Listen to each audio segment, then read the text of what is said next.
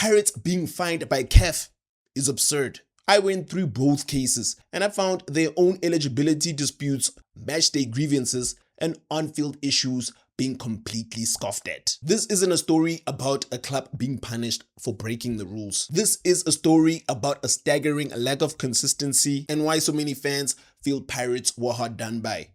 It's Cheese Sports TV, baby. Let's break down the entire timeline because context is everything. To understand the absurdity, we need to go way back. In early April 2025, even before the Lupopo drama, CAF's disciplinary board fined Pirates $70,000 for misconduct and security failures against MC Alger. So Orlando Pirates already had a mark on their name. Then in late October, they faced DRC Congo's Saint-Eloi Lupopo. After a controversial first leg in Lubumbashi, where Pirates claimed they were sprayed with chemicals and faced accreditation issues, they lose 3-0.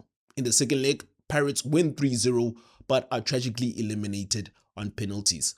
Feeling aggrieved by the refereeing, the time wasting, and what happened in the first leg, they lodged a formal appeal. The argument: Lupopo fielded ineligible players and had a suspended coach, Guy Busaka, on the bench. By mid-November, CAF slams them. Not only is their appeal dismissed, they are the ones hit with fines. $5,000 for accreditation issues and a massive $20,000 for spraying chemicals in Lupopo's locker room. The total fine is around 430,000 Rand. Now, let's be objective. From CAF's perspective, they had clear, tangible reasons to punish Orlando Pirates. First, the chemical spraying. Regardless of context, spraying anything in an opponent's locker room is a serious security and fair play breach. It's a clear line you do not cross.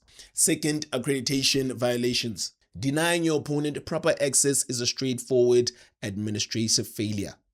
CAF runs on strict procedure, and this is a cardinal sin. And third, their prior record. That 70,000 fine from April was still fresh. In the eyes of the disciplinary committee, this painted a picture of a repeat offender.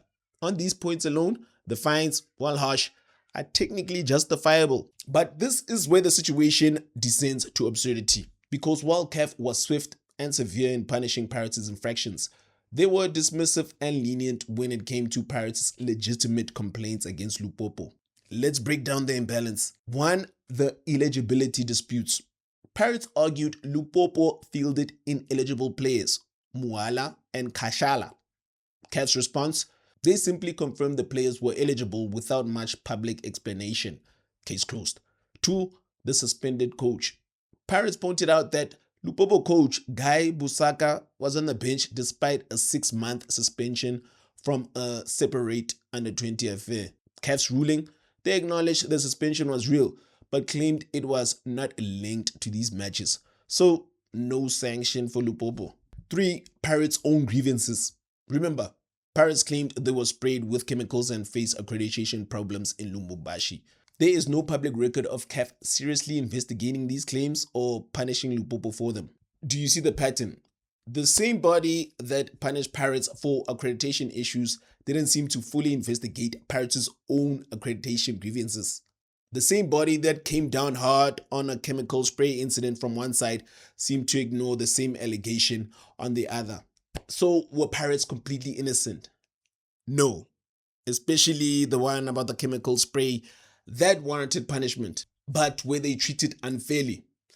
Absolutely. This isn't about letting Pirates off the hook. This is about the fundamental principle of consistent and balanced justice.